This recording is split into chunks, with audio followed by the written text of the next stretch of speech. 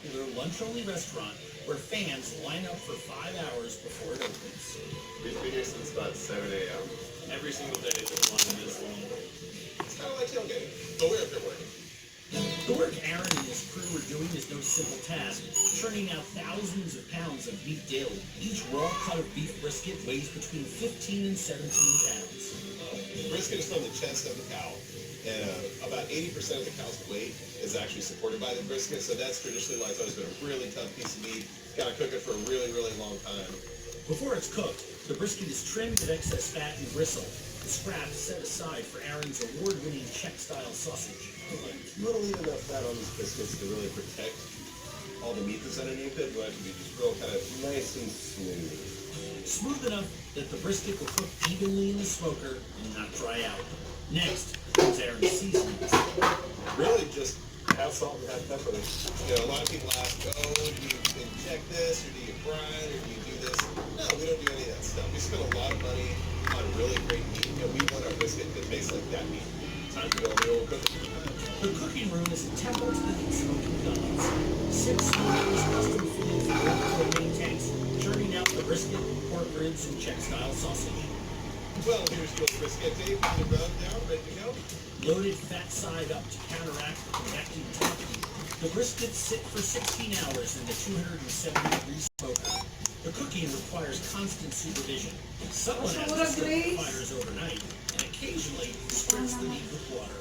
After about 10 hours, the brisket is wrapped in butcher paper to help retain moisture during the final 6 hours of cooking. An hour of cooling allows the meat flavors to set before being stuffed into hog casings and linked. So then we hang them up, let kind of the flavors down, let the casings dry a little bit. Then we cook them for probably about an hour and a half. And the service they go. The sausage is sold by the pound, either sliced thin or left whole. This skin is tight, but once you bite into it, it's like juice that's like popping, like it's rushing out and it's out. There's like hints of pepper, so it's a little spicy. Sausage is delicious. It's a little bit spicy at the same time, but I don't think it's meant to be like spicy like hot sauce would be spicy. The casing wraps nicely. It's delicious. Just worth getting that thing for. I'm Josh Gates, and I'm on a hunt for the Yeti. Get ready for an expedition like no other. Ready? As Josh Gates hikes high into the Himalayas to take on the monster. Ay naman! Do you think it's still in the Yeti? Yes. We'll find a Yeti. I've seen a lot of tracks, but I've never seen this track. There's a Yeti right there. Expedition Unknown. Hunt for the Yeti. Premieres Saturday, January 21st on Travel Channel. Asia's next on Adam Richmond's hit list. You've got lots of delicious secrets, and I can't wait to taste every single one of them. He's following culinary clues. That's it. Heading off with local knowledge. Is this that shark compound? Yes. And a connoisseur's courage. The lemon gas, Lord have mercy. Be careful. This is the most spicy dish here. You guys have no idea what you're in for. Secret Eats with Adam Richmond. Tonight at 9:30 on Travel Channel. Just 200 miles from the Mexican border, Austin, Texas is a city rooted in Hispanic culture and tradition. Much of that tradition shows up in the city's continually evolving blend of Tex-Mex foods. It starts early every morning when Austinites line up for breakfast tacos, fresh corn tortillas, loaded with scrambled eggs, tomatoes, cheese, and avocado. Popularized in Austin in the 1980s, the breakfast taco had its start on the city's historically Hispanic east side. The breakfast tacos are very popular here in Austin. Reina Vasquez and her sister Maritza run Veracruz All Natural, food truck fixture on Cesar Chavez Avenue on Austin's east side. Born and raised in the southeastern Mexican state of Veracruz, the sisters joined Austin's booming food truck community in the spring of 2008. Their most popular offering is the Migas breakfast taco. Migas means crumbs in Spanish. The dish is named for scooping and for joining Ang dami nagpapacheck up. Creamy ay large bag. Ano yun? General manager of the latest iteration of Matt's El Rancho, operating near the legendary Broken Spoke Saloon, one of the city's original honky tonks. Texas. Paul and his team prepare every ingredient from scratch, right down to the tortilla chips. every day we make about 6,000 tortillas. So we are busy. Dami. The tortilla start is dried corn. Chef Jose Rico Hernandez loads 200 pounds at a time into a customized hopper. So now we're ready to make one tortilla. The masa is run through a highly specialized tortilla machine that forms, cooks, and cools the tortillas hundreds at a time before they're fried. Meanwhile, Jose starts making the meat mixture, cooking ground beef with bell pepper, onions, chopped celery, granulated garlic, and ground cumin.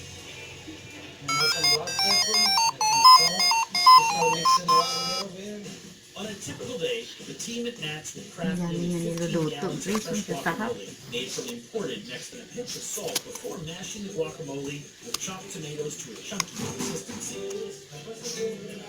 The most important step of the Bob Armstrong is the chili con queso. Jose boils chopped celery, bell peppers, white onions, because it's really easy to overcook it. The velvety dip is served with healthy scoops of the seasoned beef, guacamole, and a pile of fresh fried corn tortillas on the top. In Austin, anyway, we eat a lot of Tex-Mex, we eat a lot of queso, and when you mix everything together, it's like ingesting happiness. Ganon. It's right here in the middle. Sausawan lang pala yung ginagawa niya. Just the right amount of thickness, and it's got just the right amount of zest to it. 2 thumbs up. Whet your appetite for a showdown Oh my God. and tame the beast. Catch the biggest wave You catapult. Right up. and wild surf. Then risk it all on the Royal Flush. It was insane. Just another day at the water park. For the bold, you have to be crazy. And the braggiest. Extreme Water Parks, Monday nights at 9:30 on Travel Channel. Woven from llama, alpaca, and vicuña wool, the poncho was traditionally worn by Native Americans.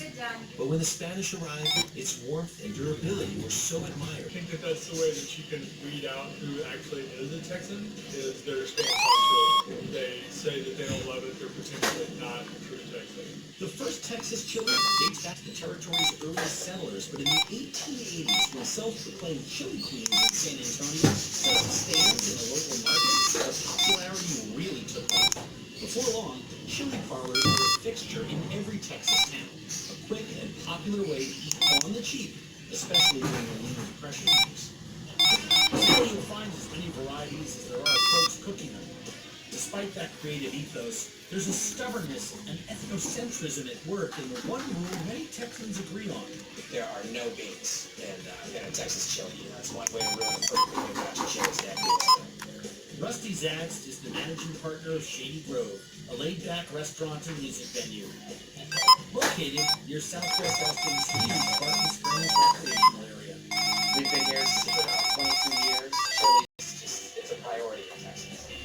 The chili at Shady Grove starts with ground chuck, cooked in a tilt skillet at 275 degrees. But to break it up, you want nice, small, bite-sized pieces. The brown meat is removed to drain. The scorched crust left behind is swept up when